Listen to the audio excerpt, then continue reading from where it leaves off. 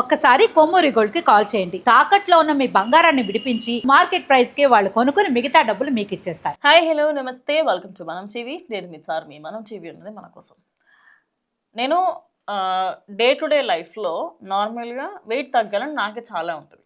కానీ వెయిట్ తగ్గడానికి కోసం అని చెప్పేసి పొద్దున్న లేచి ఒక గంట జిమ్, సాయంత్రం ఒక గంట జిమ్, తిండి మానేసి కీటో డైట్లు చేసేసి ఎవడో ఏదో ఆయుర్వేదిక మందులు చెప్పాడు, మూలికలు చెప్పాడని తిన్నాను. ఎందుకంటే ఐ నో ఏది తినాలి ఏది తినకూడదనే బేసిక్ కామన్ సెన్స్ నాకుంది. అది మీకెందుకు ఉండట్లేదు? తమిళనాడులో ఓ స్టూడెంట్, బీటెక్ స్టూడెంట్, స్లైట్గా ఓవర్ వెయిట్ ఉంది. ఓవర్ వెయిట్ ఉందని చెప్పేసి ఏదో నార్మల్గా యూట్యూబ్లో చూస్తుందట. యూట్యూబ్లో చూసిన క్రమంలో ఆమెకు ఒక మందు కనిపించింది. ఆ మందుకి సంబంధించి కూడా నేను మాట్లాడతాను. అది ఏమని ఉందంటే బోరాక్స్ అని చెప్పేసి ఒక నాటు వైద్యం అనమాట.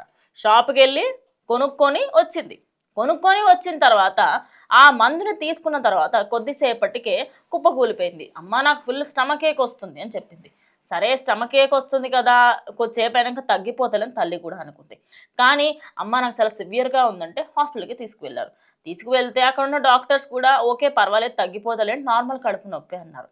కానీ ఈమె తీసుకున్న మందు ఏదైతే ఉందో అది మెల్లిమెల్లిగా బాడీలోని కొన్ని ఆర్గన్స్ని మెల్లిమెల్లిగా డ్యామేజ్ చేసుకుంటూ పోయి సాయంత్రం కల్లా ఆ అమ్మాయి ఇంకా తిరిగి రాని లోకాలకు వెళ్ళిపోయింది.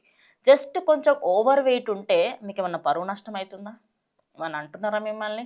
ఎందుకు ఒక ఓవర్ వెయిట్ అన్న ఉన్న ఏకైక రీజన్తోని ఆ అమ్మాయి ట్యాబ్లెట్స్ కూడా వాడిందంట. ముందు నుంచి ట్యాబ్లెట్స్ వాడడము, డైట్లు వాడడము, అదే కాకుండా మెయిన్లీ ఇప్పుడు ఏదైతే ఇక్కడ యూట్యూబ్లో చూసిందంట. ఇప్పుడు అంతెందుకు, మేమే చేస్తాం, నేను కూడా చెప్తాను కొన్ని. కానీ అథెంటిఫికేషన్ లేకపోయినా దానికి సంబంధించి ఏదైనా సైడ్ ఎఫెక్ట్స్ వస్తాయి అని చెప్తే ఒకసారి ముందు లైట్గా ట్రై చేసి చూడండి. మీకు సైడ్ ఎఫెక్ట్స్ ఉన్నాయి అనిపిస్తే వాడకండి. దీంట్లో మీకు ఏదైనా దొరకకపోతే వదిలేసేయండి. అంతెందుకు, మనం టీవీలో కూడా ఆయుర్వేదిక్లో చేసే మా యాంకర్స్లో ప్రతి ఒక్కరూ కూడా ఏదైనా తప్పు చేస్తున్నాము సార్, ఏదైనా రిస్క్ ఉండదా అని 100 సార్లు వచ్చిన గెస్ట్కి అడిగి మరీ చేస్తాం. అంటే యూట్యూబ్లో వచ్చిన ప్రతి దాన్ని గుడ్డిగా నమ్మకూడదు. ఇంకోటి, ఇదేమన్నా సైంటిఫిక్గా చెప్పిన డాక్టర్లను నమ్ముతారా అంటే కాదు.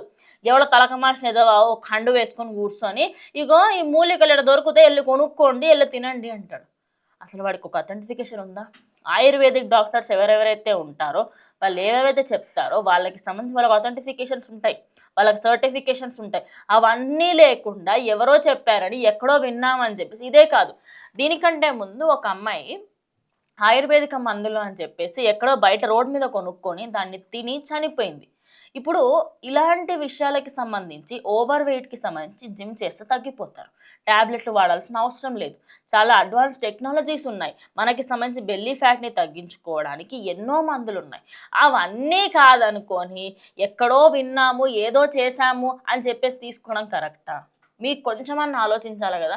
ఇప్పుడు ఆ అమ్మాయి ఒక స్టూడెంట్గా, అంటే ఆబ్వియస్లీ ఇంకా చిన్నపిల్లలకి ఏం అర్థమవుతలేండి, అది వేరే విషయం లేండి.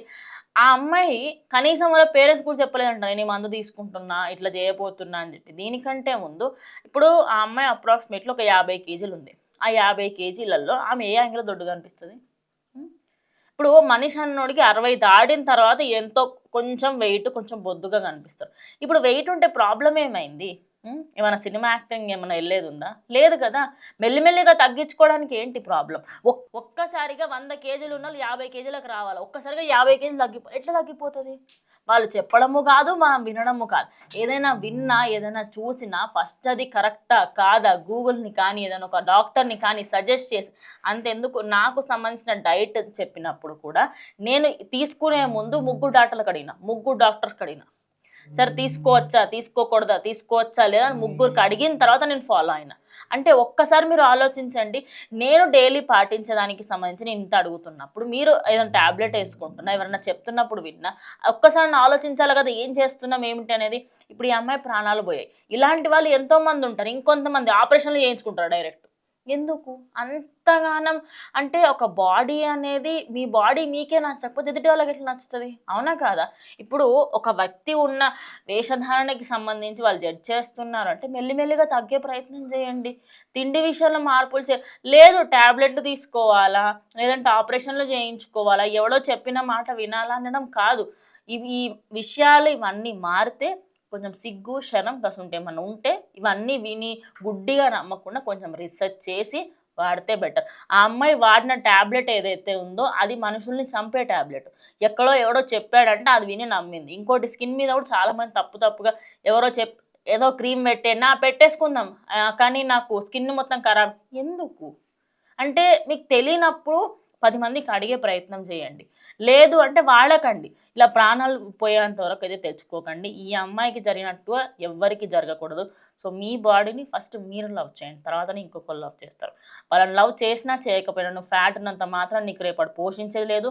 అండ్ నీకు ఫుడ్ పెట్టట్లేదు. అండ్ నీ కేర్ ఏం తీసుకోవట్లేదు. నీ లైఫ్‌లో జరిగే సిట్యుయేషన్స్ నీకు మాత్రమే తెలుసు. ఇది మెయిన్‌లీ నేను అమ్మాయిలకి చెప్తున్నా. అమ్మాయిలు ఎక్కువగా పాటిస్తూ ఉంటారు. సో జాగ్రత్తగా ఉండండి. అడ్డమైన వాటిని అన్నిటిని తిని లావు అయిన తర్వాత మళ్ళీ వాటిని తగ్గించడానికి కోసం ఇంకేవో వాడి మీ ప్రాణాలను తెచ్చుకోకండి. ఇది ఇవాళటి వీడియో. ఇంకో వీడియోతో మళ్ళీ కలుస్తాం. అట్లా కీప్ వాచింగ్ మనం టీవీ.